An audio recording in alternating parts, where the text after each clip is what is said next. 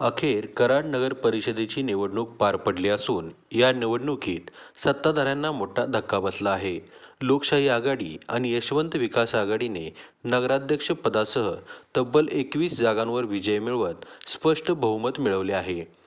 नगराध्यक्ष पदाचे उमेदवार राजेंद्रसिंह यादव यांनी अधिकृतपणे आपला कार्यभार स्वीकारला असून आता सर्वांचे लक्ष उपनगराध्यक्ष पदाच्या निवडीकडे लागले आहे.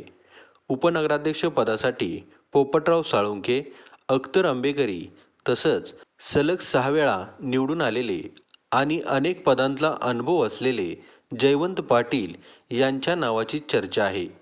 मात्र जयवंत पाटील यांच्याशी संपर्क साधला असता त्यांनी या चर्चांना पूर्णविराम दिला आहे.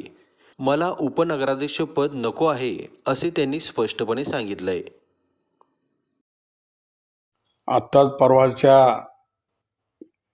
नगराच्या नवनिर्मित नगराध्यक्षांनी पदभार स्वीकारलेला आहे आणि आता नगरपालिका चालवायचं एक आव्हानच आहे. कारण आता बऱ्यापैकी नगरपालिकेत फंडाची आर्थिक प्रचंड डब घायला आली आहे. तर ह्यातनं मार्ग काढून नगरपालिका आपल्याला पुढं जावं लागेल. नगरपालिकेला स्वतःच्या जनरल फंडातून जवळजवळ स्वच्छता अभियानला 6 कोटी रुपये आपल्याला जनरल फंडातून द्यावं लागतात.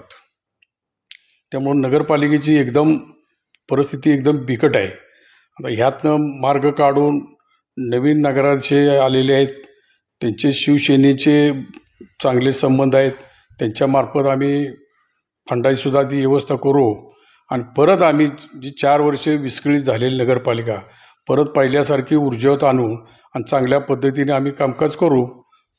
तर आता राजेंद्रसिंह यादव हे नगराध्यक्ष झालेले आहेत, त्यांनी पदभार स्वीकारलेला आहे. तर आता पुढची तुमची कमिटीची नगरसेवकाची मीटिंग कधी आहे? नाही, आत्ता तर नगराचे पदभार स्वीकारले आहे नगराध्यक्षांनी आणि आता नगराचे मीटिंग काढतात. मग पहिल्या मीटिंगला नगराच्या मीटिंगला पहिल्यांदा कोऑप्शन उपनगराचे होतं आणि हे दुसऱ्या मीटिंगला प्रांत मीटिंग काढतो आणि त्या कमिटीचे इलेक्शन प्रांत घेतात. मग हे सगळं कारभार व्हायला एक महिना जायला यात आणि तिथून पुढं काय वाटतं उपनगराध्यक्ष कोण होईल असं वाटतंय?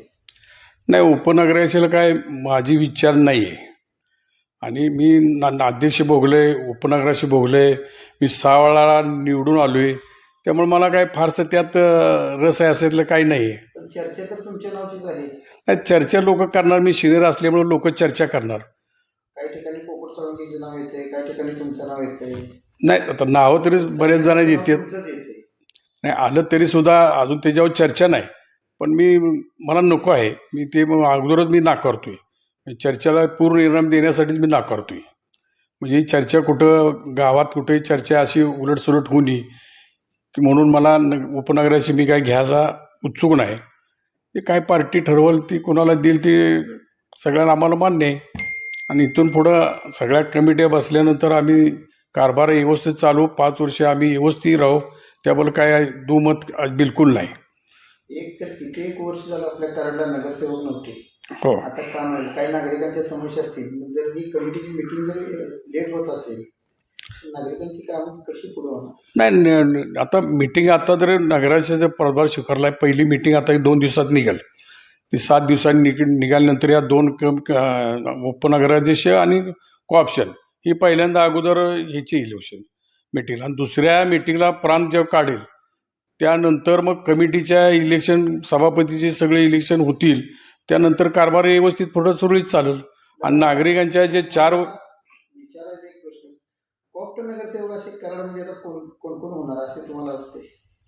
नाही, कोऑपच्या बाबतीत अजून काय चर्चाच नाही त्याच्यावर, कारण मीटिंगच नसल्यामुळं त्याच्यावर काय चर्चा उत्सुक बरीच आहेत पण अजून काय त्याचाही काही निर्णय नाही झालेला.